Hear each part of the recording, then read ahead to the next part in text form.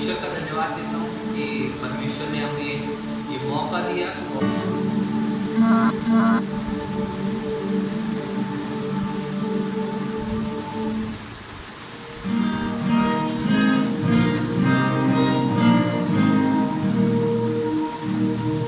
प्रभु यहोवा मुझ में है, आजकल उसका डेरा है।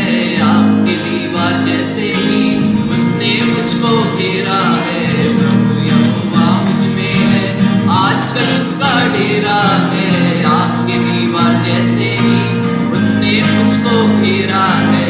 प्रभु यहोवा मुझ में है, विनती से बढ़कर समझ से आगे काम वो मुझ में करता है। उसका मेरे अंदर बसना रहस्य है, रहस्य है।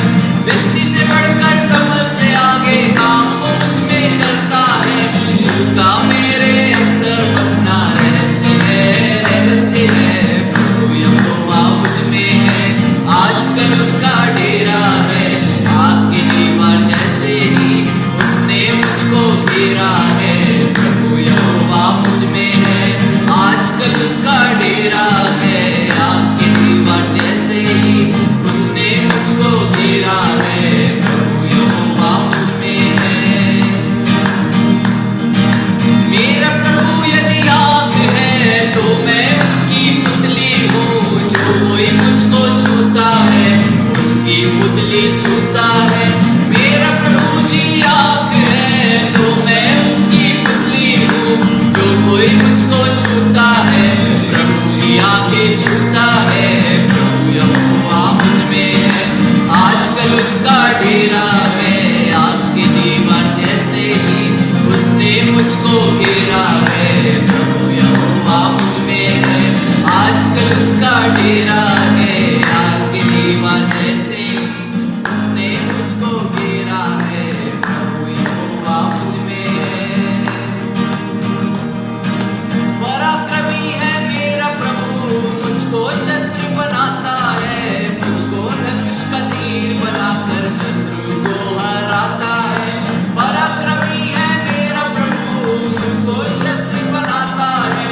मुझको धनुष का तीर बनाकर शत्रु को गिराता है। प्रभु यहोवा मुझ में है, आजकल उसका डेरा है। आपकी दीवार जैसे ही उसने मुझको घेरा है। प्रभु यहोवा मुझ में है, आजकल उसका डेरा है। आपकी दीवार जैसे ही उसने मुझको घेरा है। प्रभु यहोवा मुझ में है, मेरा प्रभु जी आ रहा संतों को ले जाने को। अपने राज्य में हमें बिठाकर शिरोमणि बनाने को। मेरा प्रभु जी आ रहा संतों को ले जाने को।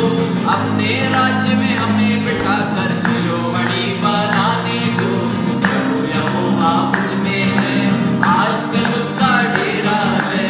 आपकी दीवार जैसे ही उसने मुझको घेरा है। प्रभु यहोवा मुझ में है, आजकल उसका डेरा है। आपकी दीवार जैसे ही उसने मुझको घेरा है। प्रभु यहोवा मुझ में है। हालेलुया, मैं परमेश्वर का धन्यवाद करता हूँ, वो हमको आग के दीवार के जैसे घेर के रखा है। कोई भी वायरस, कोई भी बीमारी हमको उस आग को चीरते हुए आपको नहीं छू सकती, क्योंकि यीशु मसीह की धधकती हुई आग हमारे चारों ओर है। उसका वचन कहता है वो एक आग के नाई शहरपना के चारों ओर, एक शहरपना के जैसे वो हमारे चारों ओर है। मेरे प्रियो, कोई भी उस शहरपना को तोड़कर हमारे अंदर घुस नहीं सकता। कोई भी वायरस, कोई भी बीमारी यीशु के नाम से बढ़कर नहीं हो सकती। आइए हम एक और गीत गाएंगे, प्रभु मेरा चरवाहा, प्रभु मेरा रखवाला, कोई घटी मुझे नहीं। प्रभु मेरा चरवाहा, प्रभु मेरा रखवाला, कोई घटी मुझे नहीं है। हालेलुया, प्रभु मेरा चरवाहा, प्रभु मेरा रखवाला, कोई घटी मुझे नहीं है। सुखदाई झरने के पास ले जाता है बुझाने मेरी प्यास।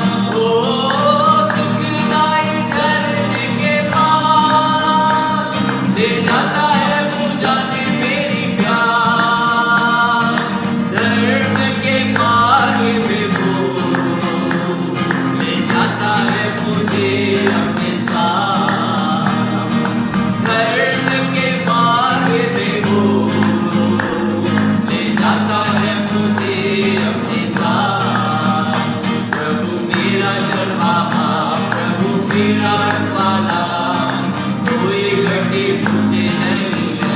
हालेलुया, प्रभु मेरा चरवाहा, प्रभु मेरा रखवाला, कोई घटी मुझे नहीं है। करुणा भलाई और जीवन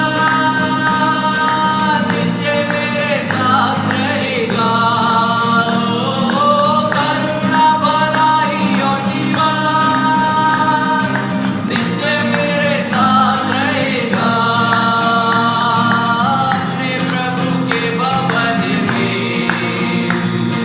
सर्वदा मैं वास करूंगा। अपने प्रभु के भवन में सर्वदा मैं वास करूंगा। प्रभु मेरा चरवाहा, प्रभु मेरा रखवाला, कोई घटी मुझे नहीं है। हालेलुया, प्रभु मेरा चरवाहा, प्रभु मेरा रखवाला, कोई घटी मुझे नहीं है। हालेलुया, प्रभु मेरा चरवाहा, प्रभु मेरा रखवाला, कोई घटी मुझे नहीं है।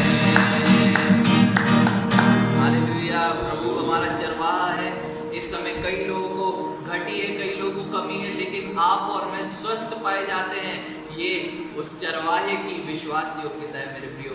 उसका वचन कहता है वो विश्वास योग्य है, वो सारे आदर के योग्य है, वो सारी महिमा के योग्य है। आइए हम एक आराधना का गीत गाएंगे और उसके बाद हम वचन में से सुनेंगे। महिमा आदर के योग्य तू है, अपने हाथ उठाकर हम आराधना करते हैं। महिमा आदर के योग्य तू है, अपने हाथ उठाकर हम आराधना करते हैं। तू है महान, तू करता अद्भुत काम, नहीं तेरे जैसा कोई, नहीं तेरे जैसा कोई। तू है महान, तू करता अद्भुत काम, नहीं तेरे जैसा कोई, नहीं तेरे जैसा कोई। हम करूं तेरी है प्रभु अपने जीवन भरे जंगल के सफर में। गाऊं शुक्रगुजारी से मैं, गाऊं शुक्रगुजारी से मैं। हम करूं तेरी है प्रभु अपने जीवन भरे जंगल के सफर में। गाऊं शुक्रगुजारी से मैं, गाऊं शुक्रगुजारी से मैं। हम करूं तेरी है प्रभु अपने जीवन भरे जंगल के सफर में। गाऊं शुक्रगुजारी से मैं, गाऊं शुक्रगुजारी से मैं।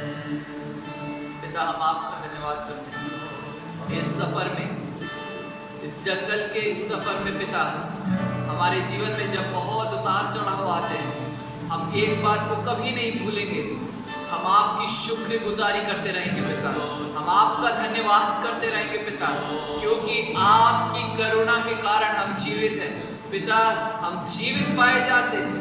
ये आपकी महाकरुणा का फल है पिता। धन्यवाद देते हैं, आप हमें कुछ भी पुराना नहीं देते पिता, मूसा के समय में प्रतिदिन आपने नया मन्ना दिया। अब जो हम जीवित हैं, प्रतिदिन आप हमें नई करुणा देते हैं पिता।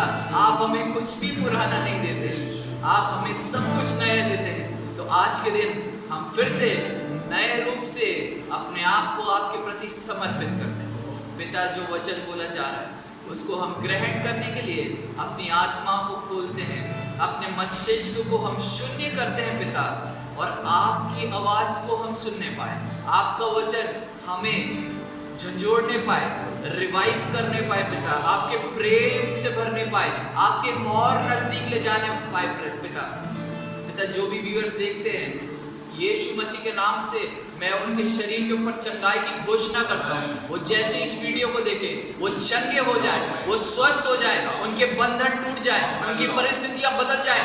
आई speak financial breakthrough in the name of Jesus. मैं उनके जीवन में से गरीबी के श्राप को हटा देता हूँ, मिटा देता हूँ यीशु के नाम से। पिता आप आशीषित करने जा रहे हैं, क्योंकि आपने क्रूस में हमारे हर एक बातों को, रोग को, हमारे श्राप को, हमारी गरीबी को आपने ले लिया, ताकि हम अब्राहम की आशीषों से फलवंत होने पाए, वो अब्राहम की आशीषें प्रकट होने पाए यीशु मसीह के नाम से। धन्यवाद देते हैं इस समय के लिए, यीशु मसीह के नाम से मांगते हैं, आमीन। अब ये समय है परमेश्वर के वचन में से देखेंगे और पास्टर आपको वचन में से बताएंगे। परमेश्वर को हम धन्यवाद दें कि परमेश्वर ने हमारे जीवन में ये समय दिया है कि हम परमेश्वर के वचन से हम देखें, सुनें और हम सीखने पाएँ। मैं विशेष तौर से प्रभु को धन्यवाद दूंगा कि प्रभु ने आज के दिन ये समय दिया है कि हम इस परमेश्वर के वचन को आप तक पहुंचाने के लिए इस माध्यम से प्रभु ने हमारे लिए एक उपाय किया है। इसके लिए हम आपको धन्यवाद देते हैं। हम जानू के लिए धन्यवाद देते हैं कि परमेश्वर ने इस काम के लिए उसको प्रेरित किया और इस वचन को पहुंचाने के लिए प्रभु ने अनुग्रह दिया। इसके लिए मैं प्रभु को धन्यवाद देता हूं। विशेष तौर से जबकि एक लॉकडाउन के समय हम चल रहे हैं और जो माहौल है वो हर एक ओर हम देखते हैं, हमें बुरी सूचनाएं या बुरी घटनाओं के बारे में दिन प्रतिदिन हम सबको सुनने को मिल रहा है और परिस्थितियां जो हैं वो दिन प्रतिदिन बिगड़ती जा रही है। लेकिन परमेश्वर हमारा अद्भुत है, परमेश्वर हमारा आश्चर्य कर्मों से भरा है, परमेश्वर जो है आशीषों का देने वाला है, परमेश्वर जो है ऐसे समय में भी हमको और आपको छुड़ाने वाला परमेश्वर है। इसलिए प्रभु हमारे जीवन में इस बात को चाहता है कि हम अपने जीवन में आज के दिन जो वचन प्रभु ने मेरे अंदर डाला, उस वचन को मैं आपके अंदर आप तक पहुंचाना चाहता हूं, आपको सिखाना और समझाना चाहता हूं कि परमेश्वर का वचन जो जीवित है, क्योंकि बाइबल कहती है मनुष्य केवल रोटी से नहीं बल्कि परमेश्वर के वचन से जीवित रहेगा। इसलिए परमेश्वर का जीवित वचन ही आपको जीवन दे सकता है।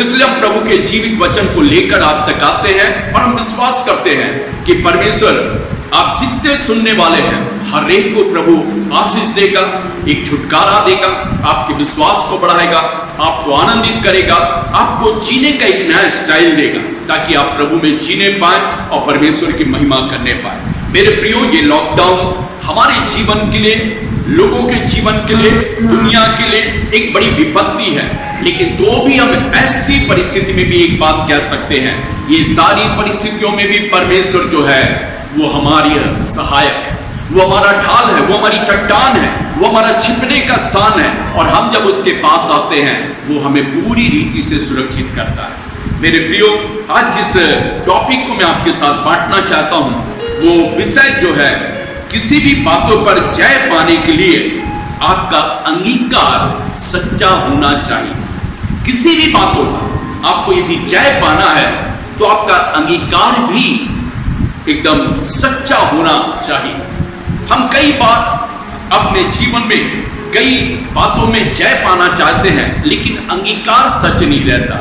इसको मैं दूसरे तरीके से समझाऊं। हम कई बार बोलते हैं कि परमेश्वर का वचन हमें इस बातों के द्वारा आशीषित करता, फिर हम थोड़ी देर बाद बोलते क्या मालूम प्रभु आशीष देगा कि नहीं। इसका मतलब आपका अंगीकार सच्चा नहीं है। परमेश्वर चाहता आपका अंगीकार सच्चा होने पाए, ताकि आप प्रभु की आशीषों को प्राप्त करें और परमेश्वर के अनुग्रह से देखने पाए। इसलिए हम परमेश्वर के वचन में सीधे सीधे चले और परमेश्वर के वचन में से हम और आप प्रभु के वचन में से देखें और प्रभु के वचन में से हम सीखने पाए। पहला सामुएल की पुस्तक उसका 17 अध्याय और उसके 26 पद में ऐसा लिखा है, आसपास खड़े थे पूछा, जो उस फलिस्ती को मार के इस्राएलियों की नामधराई दूर करेगा उसके लिए क्या किया जाएगा? वो खतना रहित फलिस्ती क्या है कि जो जूते परमेश्वर की सेना को ललकारे। एक विकट परिस्थिति जो इस्राएलियों की सेना को, इस्राएली को, कौम को ललकार रहा है और पूरा राजा से लेके प्रजा सब भयभीत हैं, डरे हुए हैं। वो जानते हैं कि हम जो है इस परिस्थिति के सामने हम टिक नहीं पाएंगे, लेकिन परमेश्वर का वचन कहता है ऐसे समय में, ऐसे विकट परिस्थिति में परमेश्वर का वचन इस बात को कहता है कि दाऊद अंगीकार के वचन, परमेश्वर के सत्य वचन, परमेश्वर के अभिषिक्त वचन को लेकर वो खड़ा हो जाता है और वो इस बात को कहता है, वो खतना रहित फलिस्ती क्या है कि जीवते परमेश्वर की सेना को ललकारे। फिर से मैं आपसे कहना चाहता हूं, आज का जो टॉपिक है, किसी भी बात पर जय पाने के लिए आपका अंगीकार सच्चा होना चाहिए। दुनिया आपसे कहेगी आपके घर में कोरोना का वायरस आ सकता है, आपको दुनिया कहेगी आप बीमार पड़ सकते हैं, आपको दुनिया कहेगी आप असफल हो सकते हैं, आपको दुनिया कहेगी आप हार सकते हैं, आपको दुनिया कहेगी आप नकारे जा सकते हैं और कई बातों को आपके दिल और दिमाग में बसा दिया जा सकता है।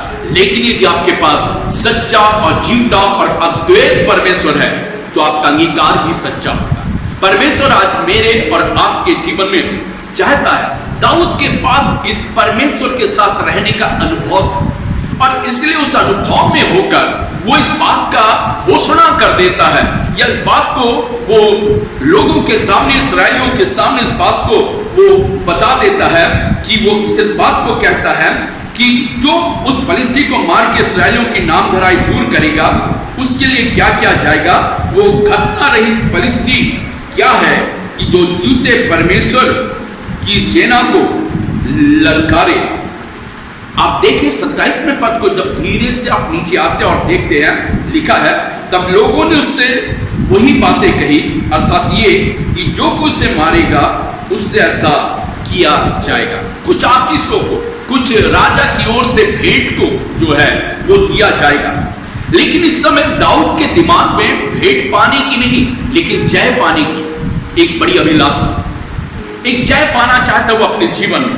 और परमेश्वर का वचन इस बात को कहता है, जबकि उसके भाइयों ने भी उसको डपटा, उसके भाइयों ने भी उसे डांटा, उसको कहा कि तेरे अंदर एक अभिमान है, लेकिन उसने उनको कोई भी प्रत्युत्तर नहीं दिया। लेकिन दाऊद जो प्रत्युत्तर दे रहा, दाऊद जो अंगीकार कर रहा है, वो उसको जय के करीब लेकर आ रहा है। हम यहां पर देखते हैं, वो कहता है कि वो खतना रहित फलिस्ती क्या है कि जूते परमेश्वर की सेना को ललकारे। अब 31 पद में वो इस बात को कहता है, जब दाऊद की बातों की चर्चा हुई तब साउल को भी सुनाई गई। जब आपका अंगीकार सही रहेगा, आपका विश्वास सही रहेगा, आपके जीवन में वचन सही रहेगा, मेरे प्रियो, आप परमेश्वर का वचन कहता है कि उसकी चर्चा होने लगी, क्योंकि आप सच्चे और झूठे परमेश्वर का अंगीकार करते हैं।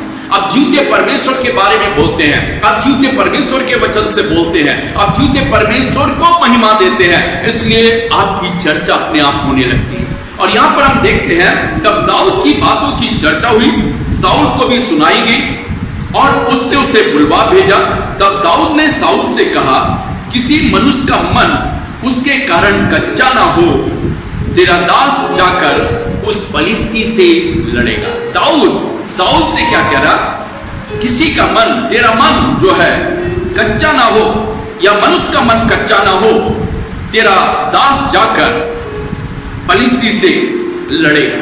यहां पर हम एक विशेष बात को देखने पाते हैं कि उसने जब इस बात का अंगीकार किया, वो ये नहीं कह रहा कि हम सब, उसने हम सब का इस्तेमाल नहीं किया, उसने ये नहीं कहा हम सब नहीं कहा, बल्कि उसने कहा तेरा दास, क्योंकि उसको अपने परमेश्वर के बारे में मालूम है। क्या मैं और आप अपने जीते परमेश्वर को जानते हैं?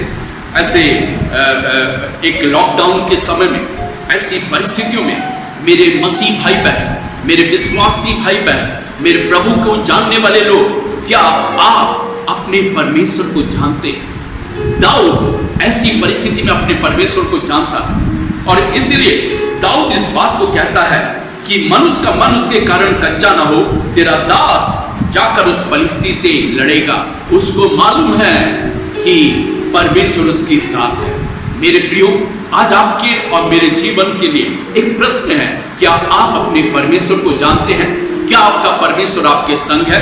क्या आपका परमेश्वर, आप जिस परमेश्वर को आप जानते हैं, क्या उस पर आप पूर्ण रीति से भरोसा रखते हैं या पूरी रीति से निर्भर हो गए हैं? क्या परमेश्वर चाहता है हम पूरी रीति से उस पर निर्भर होने पाए। नीति वचन की पुस्तक उसके 3 अध्याय में ऐसा लिखा है, उसी को इस अपनी समझ का सहारा ना लेना, वरन संपूर्ण मन से यहोवा पर भरोसा रखना। मेरे प्रियो, दाऊद का यही था। वो अपनी समझ का सहारा नहीं लिया, बल्कि संपूर्ण मन से यहोवा पर उसने भरोसा रखा। क्या आज के दिन मेरे और आपके जीवन में परमेश्वर चाहता है क्या मैं और आप अपने जीवते परमेश्वर पे भरोसा रखें? क्या मैंने और आपने जीवते परमेश्वर पे भरोसा रखा है? यदि भरोसा रखा है तो परमेश्वर का वचन इस बात को कहता है। हम आगे जब पढ़ते हैं तो वहां पे लिखा है, साउल ने दाऊद से कहा, तू जाकर उस परिस्थिति के विरुद्ध युद्ध नहीं कर सकता। देखिए, दाऊद को बार बार नकारात्मक बातों को सुनने को मिल रहा, दाऊद को बार बार ये बात सुनने को मिल रहा कि नहीं, संभव नहीं है, संभव नहीं है। लेकिन वचन इस बात को कहता है कि तू जाकर उस परिस्थिति के विरुद्ध युद्ध नहीं कर सकता, क्योंकि तू तो लड़का है। उसको उसकी कद, उसकी काठी, उसका स्टेटस, उसका स्टैंडर्ड, वो सब कुछ बताया जा रहा। शायद मेरे प्रिय भाइयों बहन, आपके जीवन में भी लोग शायद आपको बोलते हैं तुम इस लायक नहीं हो, तुम ये नहीं कर सकते, तुम सफल नहीं हो सकते, तुम जयवंत नहीं हो सकते, तुम अच्छी जिंदगी नहीं जी सकते, तुम बढ़ नहीं सकते, और बहुत सारी बातें आपके लिए शायद बोली जाती होंगी। लेकिन तब भी परमेश्वर का वचन कहता है, साउल तो कहता है कि तू तो लड़का है, तू युद्ध नहीं कर सकता है, और तू लड़का ही है, और वो लड़कपन ही से योद्धा, वो उसका अंगीकार कर रहा, गोलियात का अंगीकार कर रहा कि वो लड़कपन ही से जो गोलियात है, वो परिस्थिति जो है, वो तो योद्धा है। दाऊद का जवाब सुनिए। दाऊद 34वें पद में ऐसा कहता है, 17 अध्याय के 34 पद में, पहला शमूएल 17 अध्याय उसके 34 पद में ऐसा कहता है, दाऊद ने साउल से कहा, तेरा दास अपने पिता की भेड़ बकरियों को चराता था, और जब कोई सिंह या भालू झुंड में से मेमना उठा ले जाता, तब मैं उसका पीछा करके उसे मारता और मेमने को उसके मुंह से छुड़ा लेता, और जब वो मुझ पर हमला करता, तब मैं उसके केस को पकड़कर उसे मार डालता था। तेरे दास ने सिंह और भालू और दोनों को मारा है, और वो खतना रहित बलिष्ठी उनके समान हो जाएगा। वो बता रहा है कि उसने कैसे सिंह को, कैसे भालू को, कैसे उसने जानवरों को मार दिया, और वो कहता है वैसे ये परिस्थिति भी हो जाएगा। और आगे प्रभु का वचन इस बात को कहता है कि और वो खतना रहित बलिष्ठी उनके समान हो जाएगा, क्योंकि उसने जीवते परमेश्वर की सेना को ललकारा। उसको मालूम है कि वो किसको ललकार रहा। मेरे प्रियो, आप जीवते परमेश्वर की सेना है, आप जीवते परमेश्वर के लोग हैं, आप प्रभु यीशु के बेसकीमती लहू से खरीदे गए बेटे और बेटियां हैं। आपका जब आपने प्रभु को जाना, प्रभु को ग्रहण किया, बाइबल कहती है आपने परमेश्वर को नहीं चुना, बल्कि परमेश्वर ने आपको चुना। आप प्रभु यीशु के लहू से खरीदे गए हैं, आप परमेश्वर के बेटे और बेटियां हैं, आपको परमेश्वर ने आपको अपना संतान बना लिया है, आपके ऊपर परमेश्वर का अधिकार है। इसलिए दाऊद को भी मालूम था मेरे ऊपर परमेश्वर का छाया है, मेरे ऊपर परमेश्वर जो है वो छाया किए हुए रहता है। भजन संहिता 91 उसके पहले पद में लिखा है, जो परम प्रधान के छाए हुए स्थान में बैठा रहेगा, वो सर्वशक्तिमान की छाया में ठिकाना पाए। मेरे प्रियो, वो परम प्रधान की छाए हुए स्थान में रहता है। इसलिए दाऊद को मालूम था कि उसके साथ उसका जीव का परमेश्वर है। और आगे प्रभु का वचन इस बात को कहता है कि 36वें पद में, तेरे दास सिंह और भालू दोनों को मारा है और खतना रहित फलिस्ती उनके समान हो जाएगा, क्योंकि उसने जूते परमेश्वर की सेना को ललकारा है। फिर दाऊद ने कहा, यहोवा जिसने मुझे सिंह और भालू दोनों के पंजे से बचाया है, वो मुझे उस फलिस्ती के हाथ से भी बचाएगा। उसको मालूम है जिसने उसको सिंह भालू इन दोनों के पंजे से बचाया है, उस फलिस्ती से भी परमेश्वर बचा लेगा।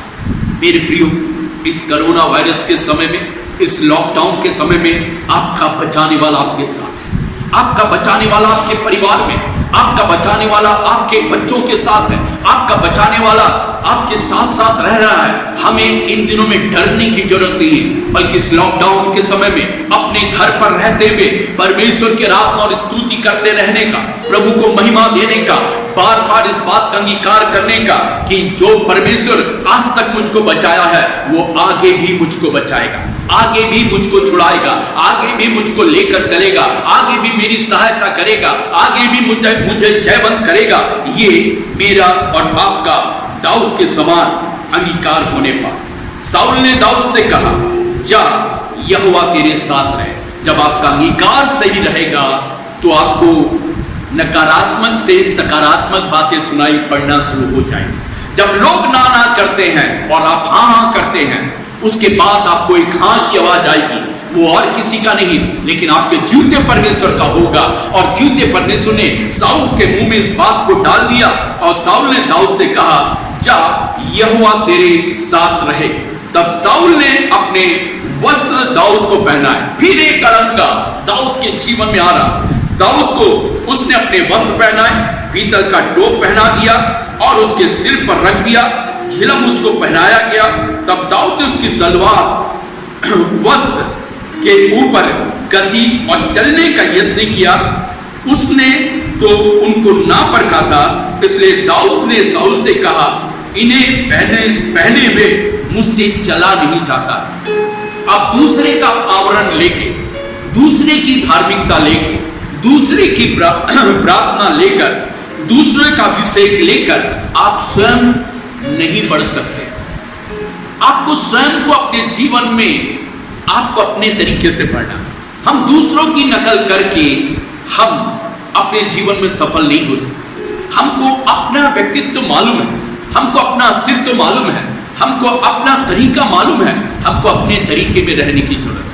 यदि हम अपने तरीके में रहेंगे तो परमेश्वर हमें आशीषित करेगा। उसने शाऊल के वस्त्र को उतार दिया। मेरे प्रियो, यदि आज हमने किसी की नकल की है, किसी के प्रार्थना के सहारे हम बैठे हुए हैं, किसी से कुछ पाने की आशा में बैठे हुए, उन सबको उतार दे और परमेश्वर को पहन। मेरे प्रियो, आपने क्या पहना है? किसी का सपोर्ट को आपने पहन रखा है, किसी के वस्त्र को आपने पहन के रखा, किसी से आपने उम्मीद लगा के रखी है, कोई आपके लिए प्रार्थना करेगा इसकी उम्मीद आपने लगा के रखी है, किसी के चीजों की आपने आशा किया है। लेकिन प्रभु कहता, नहीं बेटे, तूने मुझ पर भरोसा किया, मुझ पर ही भरोसा। परमेश्वर चाहता है मैं और आप अपने जूते परमेश्वर पे भरोसा रखें। और आगे प्रभु का वचन इस बात को कहता है, तब 40वें पद में कहता है कि उसने दाऊद ने उन्हें उतार दिया, सारे वस्त्रों को, सारे उसके टोपी, उसके तलवार, उसको जो कुछ भी पहनाया गया था वो सब उतार दिया। और इस बात को लिखता आगे, और उसने अपनी लाठी हाथ में ली। आपका साधारण जीवन आपके व्यक्तित्व को प्रकट करता है। आपका एक सिंपलिसिटी आपके व्यक्तित्व को निखारता है।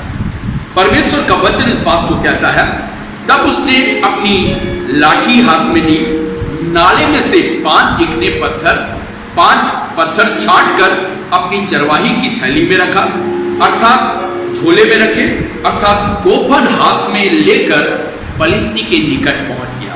मेरे प्रियो, फिर से मैं कहना चाहता हूं, किसी भी बात पर जय पाने के लिए आपका अंगीकार सच्चा होना चाहिए। किसी भी बात पर जय पाना, मैं चाहता हूं प्रभु अनुग्रह करे ऐसी परिस्थिति में आप सिर्फ कोरोना पर नहीं, आपके आने वाले भविष्य में जो भी विपत्तियां, समस्याएं, निराशाएं, दुख, बीमारियां, चिंताएं जो भी आ रही हैं, उन सब के ऊपर आप जय पाए।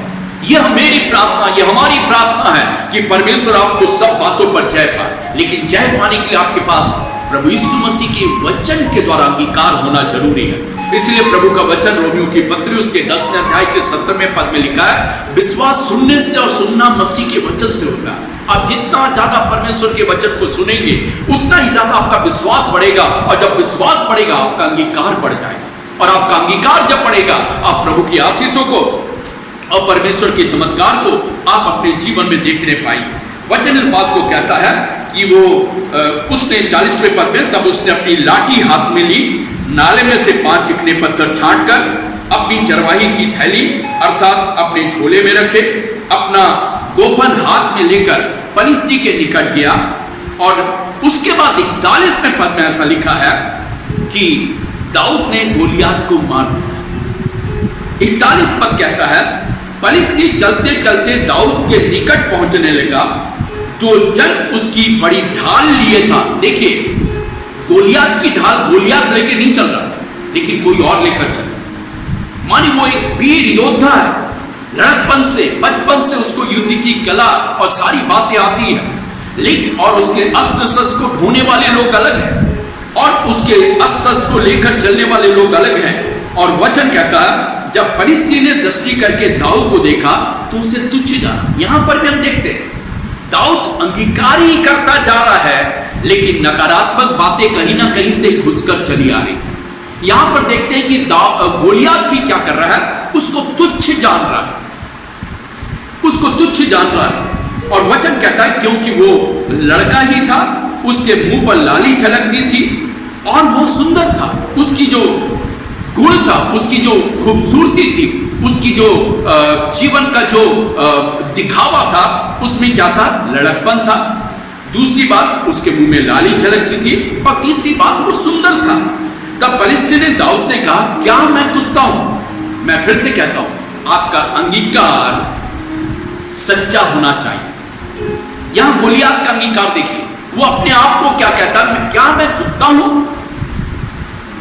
कई बार मैं और आप भाई बहन जब ऐसी परिस्थितियों को, समस्याओं को, परिवार में किसी विपत्ति को या किसी बातों को हम देखते हैं, हम लोग कई बार बोलते, क्या मैं ऐसा ही हूं?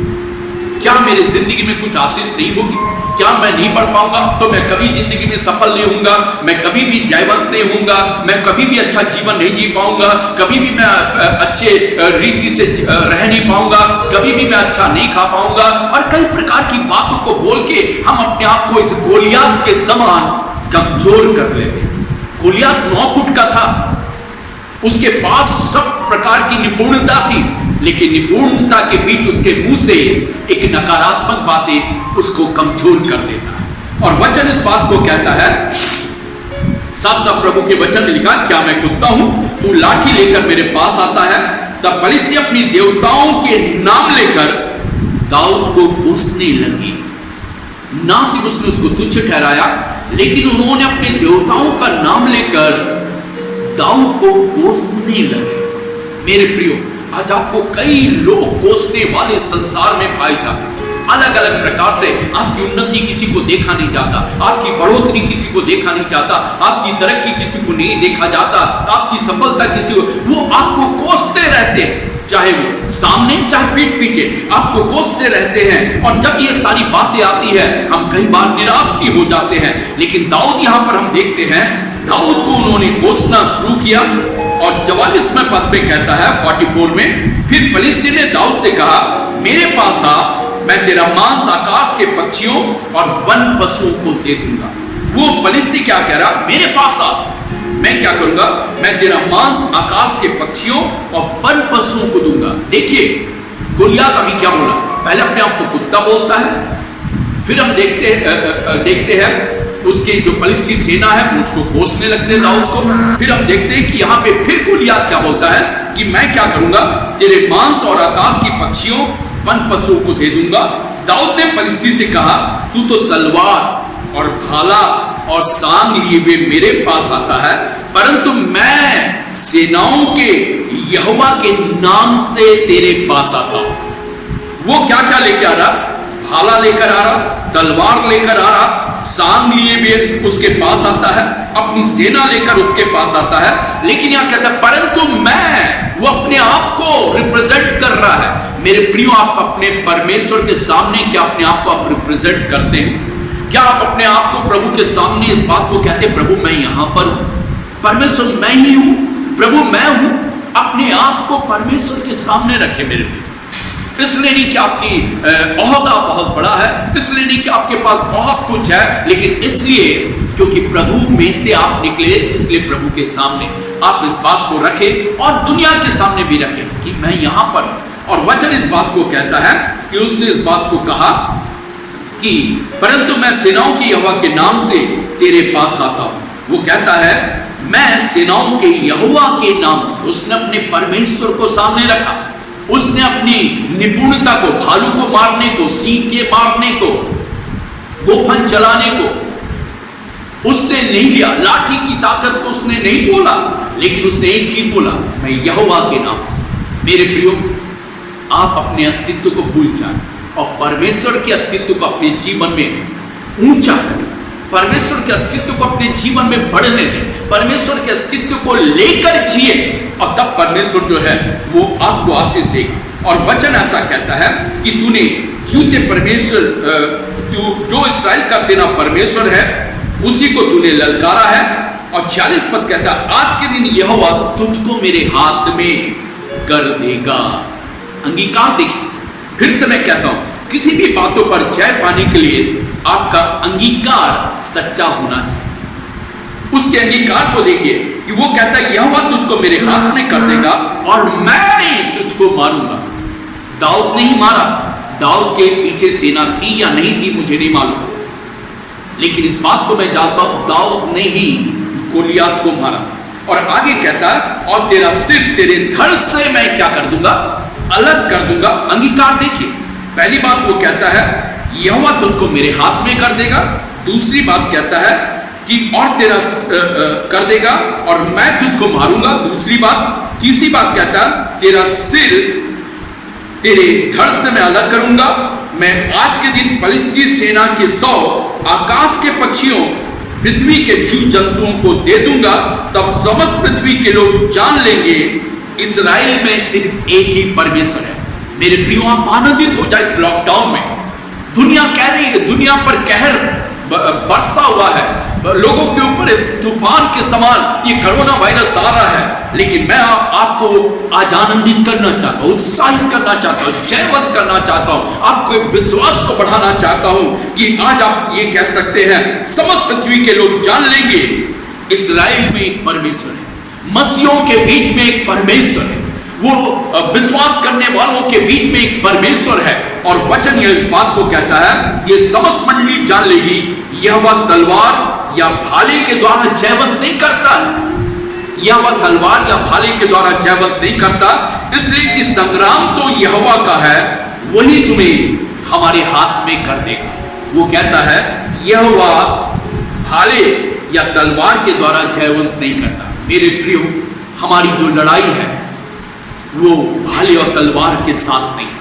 प्रार्थना के द्वारा हम अपने जीवन में जय को प्राप्त करते हैं, प्रार्थना के द्वारा हम शत्रुओं को हराते हैं, प्रार्थना के द्वारा हम कोरोना वायरस को हराते हैं, प्रार्थना के द्वारा हम विपत्तियों को हराते हैं, हम प्रार्थना के द्वारा हम इनको नष्ट और नाबूद कर देते हैं, क्योंकि प्रार्थना ही हमारी ताकत, प्रार्थना ही हमारा बल, प्रार्थना ही हमें जयवंत करता है। और दूसरी बात, हमारा अंगीकार हमें जयवंत करता है। आपका अंगीकार आपको जयवंत करता है। आगे प्रभु का वचन ऐसा कहता है 48 पद में, जब फलिस्ती उठकर दाऊद का सामना करने के लिए निकट आया, तब दाऊद सेना की ओर फलिस्ती का सामना करने के लिए फुर्ती से दौड़ा। यहां पे लिखा है कि फलिस्ती उठकर दाऊद का सामना करने के लिए निकट आया है, लेकिन दाऊद क्या कर रहा, वो फुर्ती से दौड़ रहा। मेरे प्रियो, आपको जयवंत होना है तो आपको दौड़ना पड़ेगा। प्रार्थना में दौड़िए, वचन पढ़ने में दौड़िए, विश्वास में दौड़िए, अच्छे लोगों की संगति करने में दौड़िए, प्रभु के दासों के साथ मिलकर प्रार्थना करने में दौड़िए, अपने घुटने को प्रभु के सामने बैंड करने के लिए दौड़िए। और जब आप दौड़ेंगे, परमेश्वर का वचन इस बात को कहता है, वो दौड़ा और 49 पद कहता है 49 में, फिर दाऊद ने अपनी थैली में से हाथ डालकर उसमें से एक पत्थर निकाला। लाया उसने 5 पत्थर, लेकिन निकाला उसने एक। सेनाओं का यहोवा हमारा एक ही परमेश्वर, इस्राएल में सिर्फ एक ही परमेश्वर है, 5 परमेश्वर नहीं, एक ही परमेश्वर है हमारा इस्राएल का, एक ही। और इसीलिए उसके थैले में से भी एक ही पत्थर निकला। और आगे प्रभु का वचन इस बात को कहता है, उसे गोफन में रखकर पलिश्ती के माथे पर ऐसा मारा कि पत्थर उसके माथे के भीतर घुस गया और वो भूमि पर मुंह के बल गिर पड़ा, क्योंकि उसने सेनाओं के यहोवा को पलिश्तियों के सामने, गोलियत के सामने ऊंचा किया। मेरे प्रियो, क्या आज आप ऐसी परिस्थिति में अपने परमेश्वर को ऊंचा कर रहे हैं? क्या ऐसी परिस्थिति में अपने परमेश्वर के नाम को ले रहे हैं? क्या ऐसी परिस्थिति में अपने परमेश्वर को बारे में लोगों को बता रहे हैं कि आप प्रार्थना करेंगे तो प्रभु आपको चंगा करेगा, आप प्रार्थना करेंगे तो प्रभु आश्चर्य करेगा, आप प्रार्थना करेंगे तो परमेश्वर बड़े बड़े काम करेगा? मेरे प्रियो, परमेश्वर जो है वो बड़े बड़े काम कर रहा है। आपके घर में कोरोना वायरस आ ही नहीं सकता है, वो मुंह के बल गिरेगा, क्योंकि आप प्रार्थना करते हुए पाए जाए। आप अपने घर को प्रभु के लहू में छिपाएंगे, आप अपने घर के चारों तरफ परमेश्वर के स्वर्गीय आग का बाड़ा बांधेंगे, आप अपने घर के चारों तरफ परमेश्वर की उपस्थिति को मांगेंगे, स्वर्गदूतों के पहरे को मांगेंगे। आपके घर में कभी भी कोरोना का अटैक नहीं होगा। वचन इस बात को कहता है, परमेश्वर के वचन में हम इस बात को देखते हैं कि परमेश्वर का वचन कहता है, यूं दाऊद ने पलिश्ती पर गोफन और एक ही पत्थर के द्वारा प्रबल होकर उसे मार डाला। गोफन दाऊद के व्यक्तित्व को बताता है, क्योंकि वो दाऊद के हाथ में है, लेकिन पत्थर मेरे इस्राएल का परमेश्वर के बारे में बताता है। बाइबल इस बात को कहती है, सुन इस्राएल, यहोवा हमारा एक ही परमेश्वर है। यहोवा हमारा, आपके हाथ में परमेश्वर ने वो सारा अधिकार, वो सारा अभिषेक, वो सारा परमेश्वर ने आशीष से दी है कि आप जयवंत हो सकते हैं। और पत्थर के द्वारा प्रबल होकर उसे मार डाला। और परंतु दाऊद के हाथ में तलवार ना थी। देखिए, दाऊद के हाथ में तलवार नहीं थी, लेकिन दाऊद के मुंह में परमेश्वर का वचन था। दाऊद के हाथ में गोफन था, दाऊद के हाथ में पत्थर था, लेकिन गोलियत के हाथ में भाला भी था, ढाल भी था, ओसान भी था, सब कुछ था, उसके सेना उसके साथ थी। लेकिन दाऊद के पास परमेश्वर का वचन उसके मुंह में सकारात्मक रीति से भरा हुआ था। और वचन इस बात को कहता है कि परंतु दाऊद ने के हाथ में तलवार नहीं थी। तब दाऊद दौड़कर, पहली बात हम देखते हैं, वो दौड़कर गोलियत से लड़ने के लिए जा रहा है। अब वो फिर से एक बार फिर दौड़ रहा है, दौड़कर पलिश्ती के ऊपर यानी कि गोलियत के ऊपर खड़ा हो गया और उसकी तलवार पकड़कर, दाऊद वो जो अपना तलवार लाया था, उस तलवार को, गोलियत की तलवार को पकड़कर म्यान से खींची और उसको घात किया और उसका सिर उसी तलवार से काट डाला। गोलियत को इतना मौका भी नहीं मिला कि वो अपने तलवार को निकाले, लेकिन दाऊद को ये मौका मिल गया कि वो परमेश्वर के वचन को कहने के कारण वो पत्थर और गोफन को तैयार कर दिया। मेरे प्रियो, आज प्रभु आपके जीवन में चाहता, आप जितना ज्यादा इंकार करेंगे, शैतान को मौका भी नहीं मिलेगा कि वो अपना तलवार निकाले, उसके पहले आप उसको हरा देंगे। आज यीशु मसीह के नाम से मैं कहना चाहता हूं, परमेश्वर आप सबके सुनने वालों के जीवन में, आप सब सुनने वाले परिवारों में यीशु मसीह के नाम से ऐसा ही होने पाए कि वो शैतान कुछ करने की युक्ति करे, उसके पहले आप जयवंत हो जाए। आपकी एक प्रार्थना उसको ऐसा प्रहार करे कि उसका नष्ट, उसका नामो निशान मिट जाए, वो नष्ट हो जाए, उसका नाम फिर दिखाई भी ना दे। और वचन इस बात को कहता है कि उसने तलवार पकड़कर म्यान से खींची और उसको घात किया और उसका सिर उसी तलवार से उसने काट डाला। ये देखकर कि हमारा वीर मर गया, पलिश्ती भाग गए, पलिश्ती भाग। इस पर इस्राएल और यहूदी पुरुष ललकार उठे, गत और एक्रोन के फाटक को तक पलिश्तियों का पीछा करते गए। घायल पलिश्ती सोरेम के मार्ग में और गत और एक्रोन में गिरते गए। तब इस्राएली पलिश्ती का पीछा छोड़कर लौट गए। मेरे प्रियो, देखिए, एक बड़ी सेना है, लेकिन जय दिलाने वाला एक व्यक्ति है, वो है दाऊद। दाऊद ने क्यों जय दिलाया? या दाऊद के ने कैसे जय को दिला पाया, क्योंकि उसके पास जय पाने के लिए उसका अंगीकार सच्चा था। आपके जीवन में मेरे प्रियो कोई भी आपके जीवन का भाग हो सकता है। आप प्रभु के बच्चे, हम और आप प्रभु के बेटे बेटियां, हमारे जीवन का कोई भी भाग हो सकता है जहां पे आप हार चुके हैं, लेकिन प्रभु कहता है मेरे बेटे आज मैं तुझको जयवंत करूंगा, आज मैं तुझको सफल करूंगा, आज मैं तेरे लिए नए रास्ते को खोलूंगा। तेरे लिए जितने भी रास्ते बंद हो गए, जितने लोगों ने टीका टिप्पणी की, जितने लोगों ने तेरे को नीचा दिखाया, जितने लोगों के सामने तेरी कोई इज्जत नहीं है, मैं उनके बीच में तुझको उठाऊंगा। यदि साउल लड़ता तो हारता, लेकिन दाऊद लड़ा तो जीत गया। साउल इसलिए हारता क्योंकि साउल के अंदर एक डर समा गया, दाऊद के भाइयों के अंदर डर समा गया, लेकिन दाऊद के अंदर परमेश्वर का वचन होने के कारण भय नहीं बल्कि हिम्मत समा गया, और उस हिम्मत में होकर वो लड़ा और जयवंत हुआ, और उसके जीवन में परमेश्वर के वचन का अंगीकार करने की आत्मा समा गई, और उस आत्मा में होने कारण उसने परमेश्वर की महिमा की। उसने जितनी भी बात परमेश्वर के वचन में जब हम पढ़ रहे हैं और प्रभु के वचन में से जब हम देख रहे हैं तो हम इस बात को देखते हैं, उसका बार बार अंगीकार करना उसको जयवंत कर देता। आप भी बार बार यीशु मसीह के नाम का अंगीकार करें, बार बार उसके वचन को पढ़ते हुए अंगीकार करें। परमेश्वर के वचन का जितना आप अंगीकार करेंगे उतना आप जयवंत होते जाएंगे। प्रभु आप लोगों को आशीष दे। मेरे प्रियो, आप जब इस वचन को सुने, बड़े प्रार्थना में आप मेरे साथ होकर प्रार्थना करें और निश्चित आप जयवंत होने पाए। आइए हम प्रार्थना करें। धन्यवाद देते दाऊद का परमेश्वर, हम सबका परमेश्वर, हम धन्यवाद देते प्रभु तू हमारे साथ है और हमें जयवंत करता है। आज जितने प्रिय लोग इन वचनों को सुनेंगे, जितने प्रिय लोग इस चैनल को खोलेंगे, यीशु मसीह के नाम से उनके जीवन में आशीषों की वर्षा होने पर वो आशीषित हो, उनके जीवन में चमत्कार हो, उनके जीवन में एक बड़ी बरकत आने पर और एक बड़ा चमत्कार पिता परमेश्वर होने पाए। बाप जैसे गोलियत को नष्ट कर दिया गया, अनुग्रह कीजिए बाप हमारे देश में ये कोरोना वायरस को नष्ट कर दिया जाए। मसीहों की प्रार्थना, विश्वासी भाई बहनों की प्रार्थना, प्रभु के दास और दासियों की प्रार्थना, यीशु के नाम से इस कोरोना वायरस को नाश करने पाए, और किसी भी प्रभु के दासों के परिवार में, किसी भी विश्वासी भाई बहनों के परिवार में, किसी भी मसीह परिवार में कोरोना वायरस का कोई भी प्रभाव ना होने पाए। जितने लोग आप पर विश्वास करते हैं, जितने लोग आपकी ओर देखते हैं, वे सब यीशु के नाम से जयवंत होने पाए, क्योंकि हम सब मिलके यहोवा परमेश्वर के नाम से आते हैं। और प्रभु हम धन्यवाद देते हैं कि प्रभु आप हम सबको आज आशीषित किए हैं। हम आपको धन्यवाद देते हैं प्रभु जी। एक बार फिर सब जानू के लिए आशीष मांगते हैं, उसके पत्नियों बच्चों के लिए आशीष मांगते हैं, उसके माता पिता बहनों के लिए आशीष मांगते हैं। हम प्रार्थना करते बाद वो जो इस सेवा में है, इस सेवा के द्वारा वो कईयों तक पहुंचने पाए और कईयों को आशीष का कारण कईयों के लिए आशीष का कारण बनने पाए। प्रभु तेरा वचन कहता है जो तुझे आशीर्वाद दे उन्हें मैं आशीर्वाद दूंगा। प्रभु आशीष दे ताकि ये कईयों के लिए आशीर्वाद का कारण।